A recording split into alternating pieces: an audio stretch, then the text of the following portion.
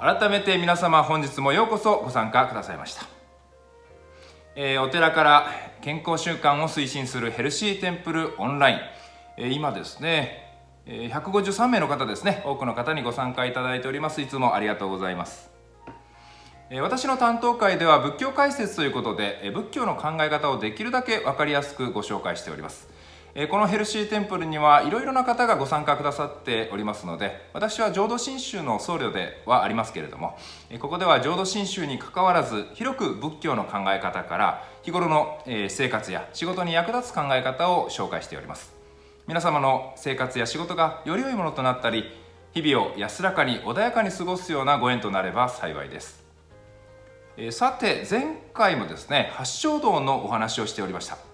八正道とは分かりやすい言葉で言えば、幸せに生きていくための道であり、幸せに生きるための実践方法です。今回はその八正道の中のですね、4つ目、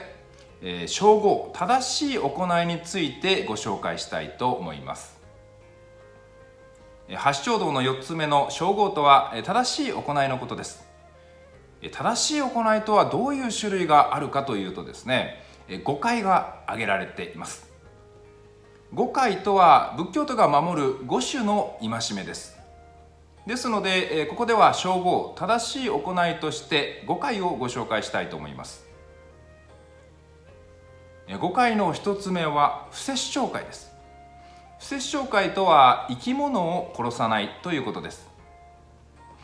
考えてみれば、命をいただかずに過ごす日はないほどですね、私たちは毎日多くの命をいただきながら過ごしています。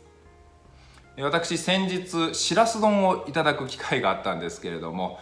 丼の中をじっくり見てみるとですね、そこには当然ながら何十匹ものしらすがいて、しかもよく見るとですね、一匹一匹が目と口を開けてこちらをじっと見ているようなですね、そういうふうに感じられて、改めて命をいただいているんだなということをですね、まざまざ感じました。本来であれば生き物を殺さない、不殺生の生き方がいいに決まっております。しかし現代の日本社会で生活していれば、命をいただかずにですね、毎日生きていけるかというとちょっと難しいものがありますね。ですから、せめて殺生に無関心や無感覚で生きるのではなく、命をいただいていることを思いながらいただきますと言ったり、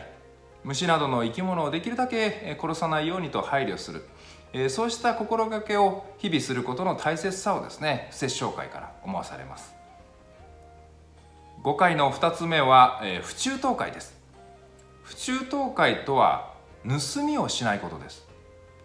盗みを良いこととしたら安心して生きていける社会はできません。もし仮にですね、盗みが良いこととされていたら、常に奪われるのではないかという不安、恐怖、猜疑心といったものが募るでしょうし、また逆にですね、どこから奪おうか、どのように奪おうかと、そういうことばかり考えてしまうかもしれません。奪う力やずる賢さが生きる上で重要な能力として評価される、そんな社会っていいですかね。そうした社会では、力弱き者が強き者から奪われ、真面目にコツコツと生きていこうという思いも育まれません。しかし歴史を見てみると、肥沃な土地、資源、資産などをめぐって騙し合い奪い合ってきた人類の歴史もあります。そしてそれは今も続いています。そうした欲や生存本能、怒り、憎しみが充満した奪い合いの生き方をしてしまうのも人間の一面です。しかし、そうした生き方を良しとしない面も人間にはあって、欲や怒りや憎しみが暴走しないようなルール作りを行ってきました。その一つが盗みを良しとしないということかと思います。より多くの人が安心して生きていける社会の基本として、盗みを良しとしないことは重要なことだと思います。そしてそうした盗みのない日々があることが、私たちが安心して幸せに生きることにもつながっていきます。5戒の3つ目は不邪淫戒です。不邪淫戒とは、よこしまな性の交わりをしないことです。出家仏教ではそもそも性の交わりをしないことが修行においての基本的な考え方かと思います。悟りを目指す中で欲と対峙する時の一つの課題が性の交わりへの欲求です。出家ではなく社会生活を送る人にとっては、愛する人と触れ合いを持つことは自然の成り行きですね。そうしたことがないと家族生活はありませんし、人間も絶滅してしまいます。ですから社会生活を送る人にとっては、この不邪委員会とはよこしまな性の交わりをしないということをですね、不倫をしないことと言い換えて言われます。不倫が良くないとされるのは、そこに傷つく人が出るからでしょうね。ただ不倫の定義というのは国によって、また時代によってもまちまちですから、文化や価値観によってかなり左右される考え方かと思います。誤解の4つ目は不毛誤解です。不毛誤解とは嘘をつかないことです。これは前回の正語、正しい言葉遣いの時にもお話ししましたので、今回は省略いたします。嘘をつかないということですね。誤解の5つ目は不穏樹解です。飲酒と書いて飲酒と読みます。不穏樹解とはお酒を飲まないことです。これも社会生活を送る人にとってお酒を飲むことは珍しいことではありませんから、お酒を飲みすぎないことと言い換えて言われます。お酒を飲んでもいいけれど飲みすぎないように、飲まれないように心がけるということです。過度なストレスや依存から酒浸りになるということもありますが、お酒で物事が解決するわけではありません。ストレスを感じるときはお酒を飲むよりも、自然の中で運動したり、おいしいものを食べてよく寝るといった、健康的なアプローチの方がいいかもしれませんね。なかなか分かっちゃいるけどやめられないということもありますが、はい、ここまでですね、誤解についてご紹介してきました。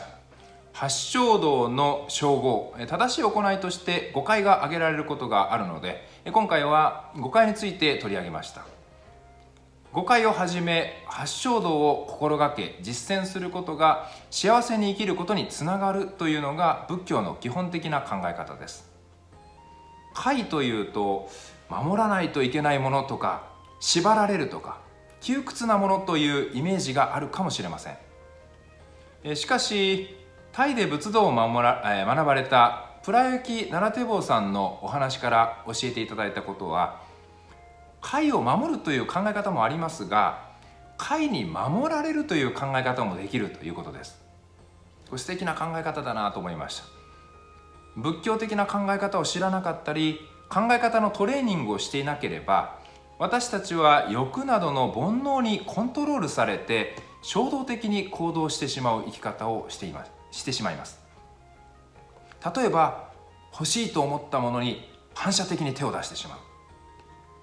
嫌いなものは反射的に遠ざけようとする。批判されれば反射的に怒ってしま